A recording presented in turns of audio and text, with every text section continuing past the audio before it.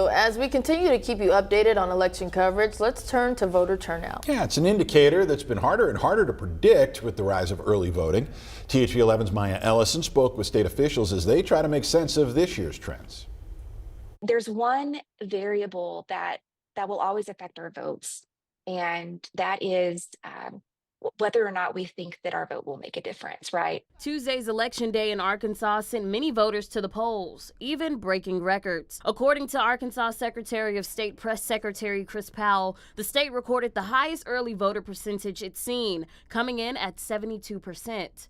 Presidential years, we average about 65% turnout in Arkansas. I think it was 67% in 2020.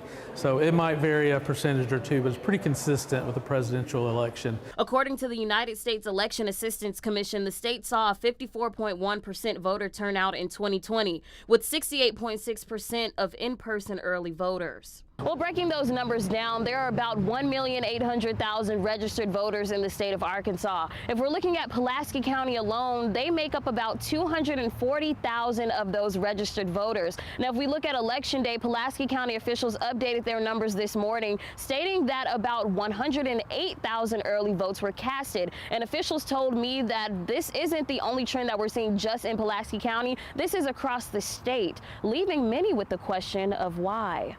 Because somebody may live in one part of the county and work in another part of the county, and the polls are open, certain times and places.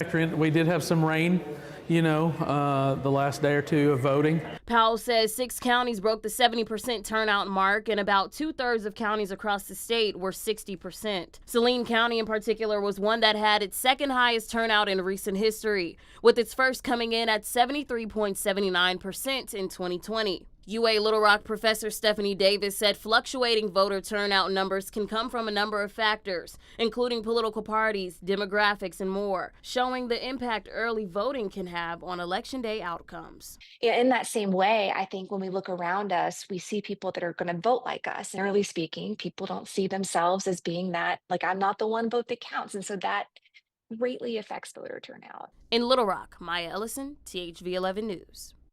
All right, thank you, Maya. We will continue to watch for the arrival of official voter turnout results, and for now, you can visit THV11.com to keep track of any election updates.